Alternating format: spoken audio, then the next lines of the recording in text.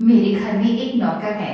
नाम तो उसका पप्पू है, लेकिन मैं उसे काना कहकर बुलाता हूँ क्योंकि उसकी एक आंख खराब है।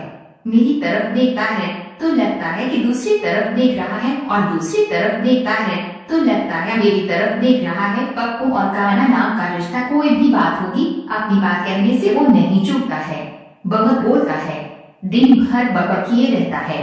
फिल्म, रसोई घर, पढ़ाई लिखाई तथा आस पड़ोस के साथ साथ दुनिया में क्या हो रहा सबकी खबर रखता है।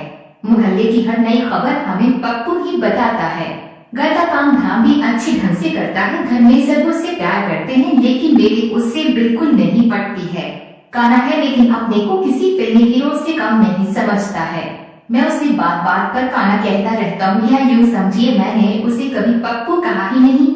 मैंने अपनी तरफ से उसे काना नाम ही दे दिया है। मैं उसे काना कहता हूँ तो वह बुरा नहीं मानता, मुझसे प्रेम से ही बोलता है।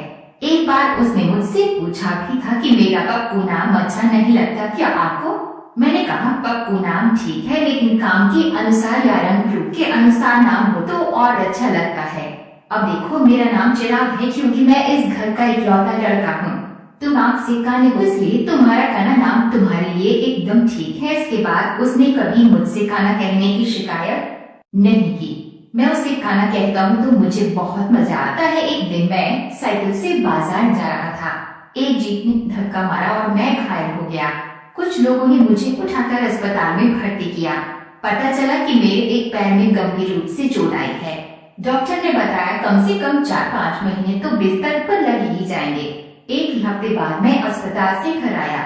मम्मी के कहने पर पप्पू मुझे सर देते हुए बोला, बहुत दुखी बात है छोटे साहब, आपका एक पैर खराब हो गया। पप्पू ने ऐसा कहा तो मुझे लगा कि वो मुझे लंगड़ा कहकर चिढ़ा रहा है। मन ही मन मुझे बहुत बुरा लगा, लेकिन मैं उसे डांटता कैसे। उसने तो मुझे खुले शब्दों में लंगड़ा भी नहीं कहा था, और फिर पता नहीं उसने ये बात मुझे चिढ़ाने के लिए कही थी या सहानुभूतिवश कही थी। जो भी हो, पप्पू ने 3 महीने तक मेरी सेवा की और मैं 3 महीने में भी चलने लायक हो गया। ये सब पप्पू को सेवा का परिणाम था। उस दिन से मैंने उसे काना बोलना छोड़ दिया। कहानी से सीख, सच्ची सेवा और निष्ठा के माध्यम से ही किसी के प्रति सम्मान और समझ विकसित होती है। बाहरी विशेषताओं से ज्यादा महत्वपूर्ण किसी की सेवा और योगदान होता है।